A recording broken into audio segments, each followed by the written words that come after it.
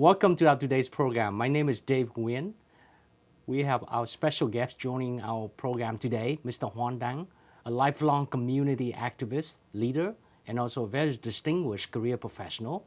I'm very pleased to have Mr. HoanDang today with us, perhaps to provide his personal reflection on the meaning of core values and success, all of which are very important with regard to the meaning of success, not only for oneself, but rather for people around us, and especially for the community as a whole. Thank you, Hoang, and good to see you again. Yes, thank you, Dave. I'm pleased to be here.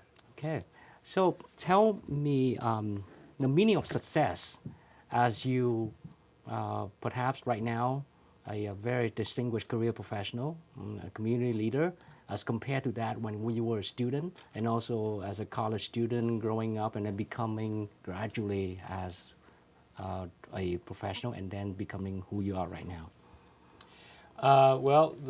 For me, being a success now as a professional is, has to do more with just, doing your job, doing a great job, and earning your pay at the end of the day. Okay, that's good. Yeah. Everyone wants to have the Yes. pay at the end of the day. Okay.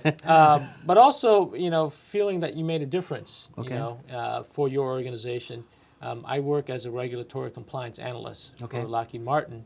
And what I tell people is my job is to keep my company out of trouble. So it's very important to make sure we comply to all the regulatory compliance. Otherwise, we may get debarred and not be able to get the business with the federal government anymore. But you wouldn't have thought of that, this specific issue, the complexity associated with the federal government as when you were a young immigrant coming to America. I believe that you came here in 1975 and then attending high school, becoming a college student, and then perhaps later on a graduate student with an MBA degree. So quite quite an accomplishment. So what was the success definition at that time? Well, it's definitely been quite a journey. I think when I was growing up, my focus was to get good grades in school, graduating, going to college, getting a good education, and then getting a good job. I mean, that was kind of just like everybody else. Yeah, just like everybody. That's like what your parents tell you. That's true. But at the same time, I didn't want to just be a student and getting the good grades. I also wanted to make a difference. And you have what you call your formal education, but I also pursue what was called your informal education. Okay. And I was involved, growing up. I was fortunate enough to be involved in the Boy Scouts, and that was a great, informal. So that is a education. part of your informal education. Yes. What else that is a part of that? Well, another part of my informal education was really my religious upbringing. I was brought up in a Catholic household, brought up Catholic, but also on my father's side we're Buddhists. Okay. So kind of balancing between the two religions. But so we went. So that has to do with faith. That has to do with your faith and learning. I mean, what they teach in terms of do unto others as they would do unto you. Okay. The golden rule, right? Right. So I think that was a big part of my upbringing.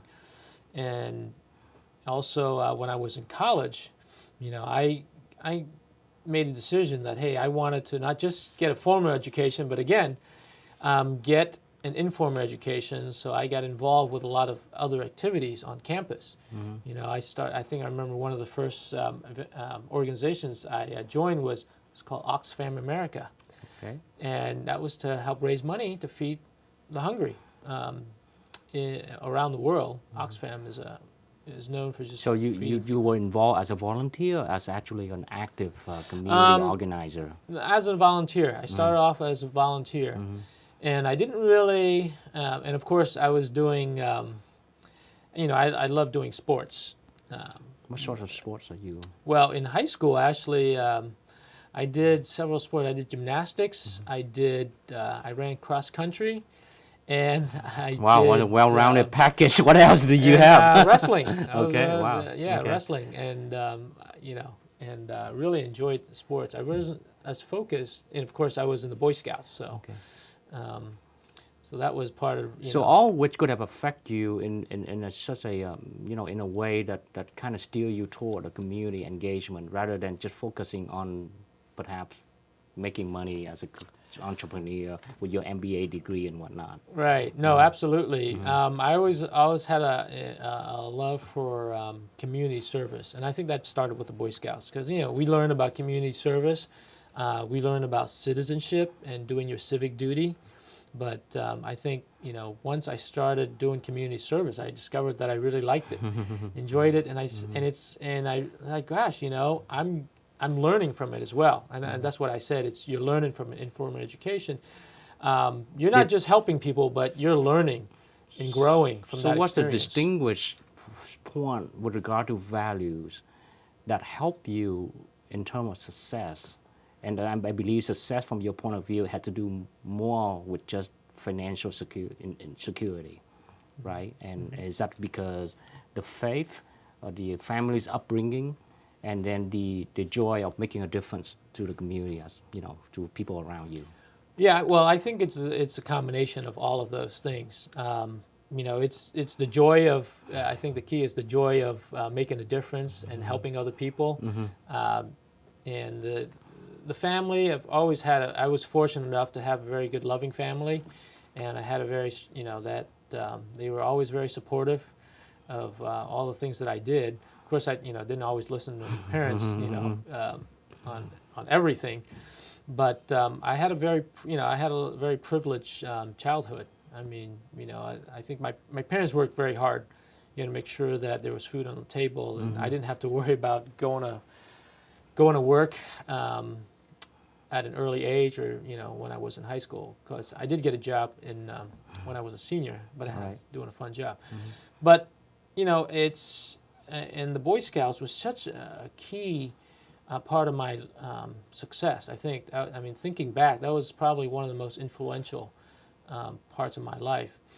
And is it because of the discipline, this whole set of values with regard to character? Yes, exactly. And be able to help other people. Yeah, it's a whole set of values. Because the Scouts, their goal is to build character, and they do it through doing things. I mean, camping, you take somebody camping, and you don't think that, hey, you're going to learn character from that, but it's more like having fun, but you learn while you're having fun. I mean, we would go camping almost every month, and it's really the character building part is going through the challenges, all the difficulties you go through. I mean, we camped in the winter time, and try to figure out how to stay warm in winter time. And I think that's part of in life, you're going to run into all kinds of challenges, and you fail, but the part failing is okay. Failing is okay because you learn how to pick yourself up, and keep going or figure out other ways to find success. And like I say, there's nothing wrong with failing, but you got to learn from your mistakes.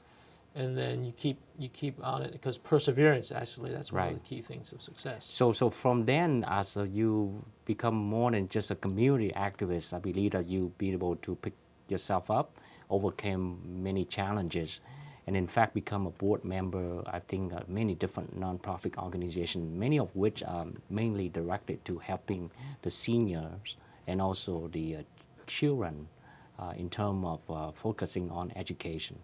And I believe that there's a student in our community that actually just got an award from the Maryland Vietnamese Mutual Association, and that sort of award kind of program is the product resulting from your involvement in many different organizations, which is for example the Maryland Vietnamese Mutual Association.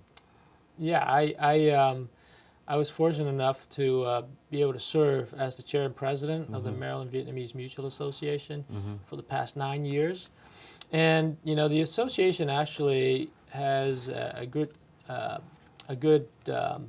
record in terms of community service in Maryland. And, we've been giving scholarships, I guess probably started, about the year before I actually became president, because our previous president was the one who established the scholarships, and we were fortunate enough to get enough donations from the community to keep that up every year.